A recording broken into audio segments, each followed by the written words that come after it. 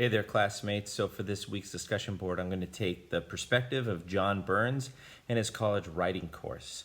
So presuming that his course is built with sound instructional goals, objectives, and material, Dr. Burns is going to discover that transferring all his instructional material onto an online platform is not as easy as just building videos.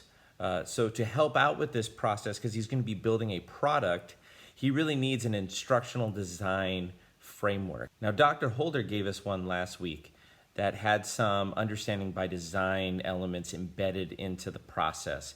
And I think it's a really great one. Another one that exists in the corporate world is the ADDIE process, and that stands for Analyze, Design, Develop, Implement, Evaluate. If Dr. Burns were to utilize the ADDIE process, he would first start with analyzing his instructional needs. That would include figuring out what sort of learning management system he would have to use. He could develop one on his own, but he may want to think about using Smartboard or Schoology. Next, he would have to design his instructional elements with his audience in mind. Dr. Holder explains that that's a critical step in this process.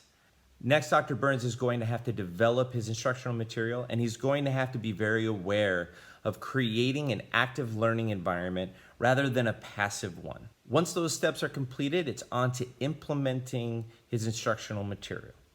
Arguably, the most important step in ADDIE is evaluate. All the other steps leading up to this point are done with this step in mind, because if your video does not quite meet the instructional objectives, or perhaps something changes, you're going to have to change a video out.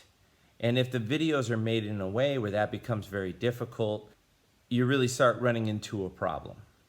After you evaluate your instructional material, if you see needs, you then go right back through the process again, starting with analyze.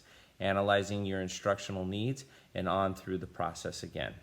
Thank you so much for watching this video, and I look forward to watching yours.